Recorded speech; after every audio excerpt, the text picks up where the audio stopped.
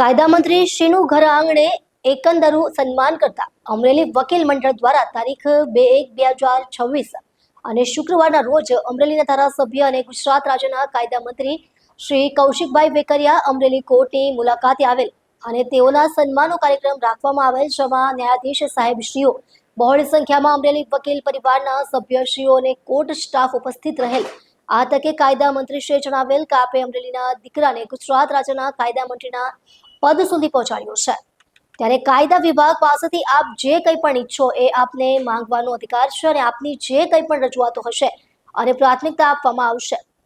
આ ઉપરાંત તેઓએ એવું પણ જણાવેલ કે અમરેલી ન્યાય મંદિરમાં જે કંઈ પણ ઇન્ફ્રાસ્ટ્રક્ચર અને ફેસિલિટીઝની જરૂરિયાત હોય તેનું લિસ્ટ બનાવીને 2 દિવસમાં મારી પાસે મોકલો, જેથી તેને હાલમાં જ આવનારા બજેટમાં સમાવેશ કરી શકાય, કારણ કે અમરેલી ન્યાય મંદિરે સમગ્ર ગુજરાત રાજ્યમાં એક મોડેલ ન્યાય મંદિર બને એવી મારી પણ લાગણી છે. તેઓએ હળવા ટોનમાં એવું પણ જણાવેલ કે જોજો, માંગો ને તો મોડું નહીં માંગતા.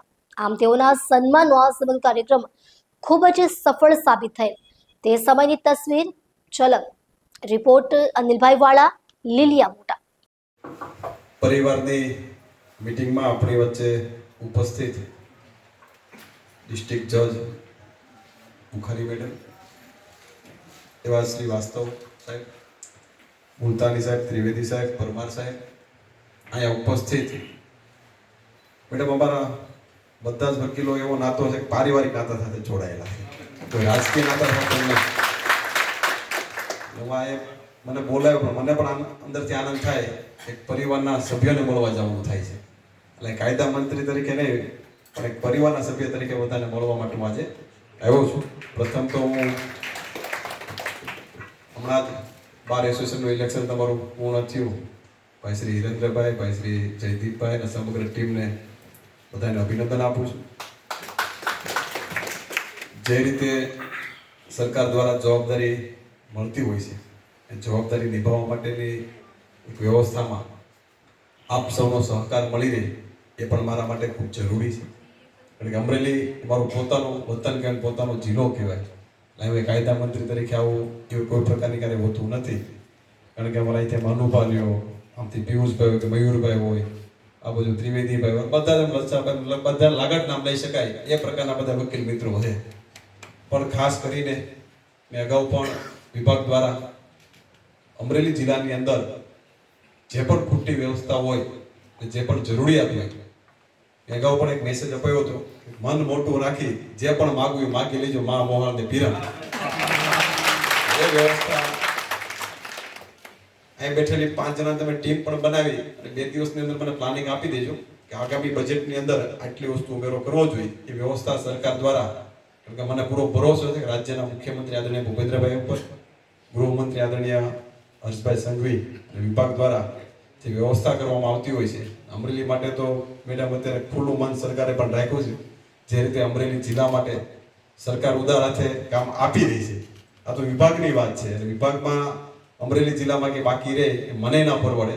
એટલે ખાસ કરીને સારી વ્યવસ્થા ઊભી કરવા માટે આધુનિક વ્યવસ્થા શું ઊભી કરી શકાય એ પ્રકારે જે પણ તમારું પ્લાનિંગ હશે, પ્લાનિંગ પરિપૂર્ણ કરવાની જવાબદારી અમારી છે. ખાસ કરીને સારી એક વ્યવસ્થા, એક મોડલ અમરેલીની કોર્ટ બની શકે એ પ્રકારની વ્યવસ્થા તમે માગો એ પણ મારી લાગણી છે. એટલે એ પ્રકારની વ્યવસ્થા તમને કરી આપવા માટે સરકાર પણ તત્પર છે. આગામી બજેટની અંદર સારી રીતે આપણે અમરેલીને ભેટ આપી શકવી એ પ્રકારે સરકારમાંથી વ્યવસ્થા પણ કરાવશું. મિત્રો, જે રીતે મારું સન્માન આવ્યું છે, હું તો પરિવારનો સભ્ય ગણાવો, તમે આપણે બધા પરિવારમાંથી ગણાવી, પરિવારના સભ્યનું સન્માન કરવું એ તમારા માટે પણ આનંદની લાગણી હોય, પણ હું તમારો ઋણી છું કે તમે મને બોલાવી મારું સન્માન કર્યું છે. એટલે તમારો બધાનો હું ઋણી છું. જ્યાં પણ વ્યવસ્થાના ભાગરૂપે કાયદાની જવાબદારી મને મળી છે, એમાં જ્યાં પણ મારી જરૂર પડતી હોય ત્યારે વિના સંકોચે યાદ કરતા રહેજો. મેડમ, લગભગ મને કોઈ ભાઈ કહેતું નથી, નાના છોકરાને બધું દે કૌશિક જ કી. એટલે મારા માટે કોઈ ભાઈ કે ઓલું કે એવું મારા મનમાં મેં ક્યારે રાખ્યું નથી. પરિવારની ભાવના સાથે એકબીજા બધા જોડાયેલા છે. એટલે વિના સંકોચે ગમે ત્યારે યાદ કરતા રહેજો. વિશેષ હું સમય લેતો નથી, કારણ કે કોર્ટનો પણ ટાઈમ પાસ સ્ટાર્ટ થઈ જશે, એટલે સમયમાં પણ આપણે કંઈ બ્રેક ન થાય એ પણ આપણે કાળજી રાખવી પડે.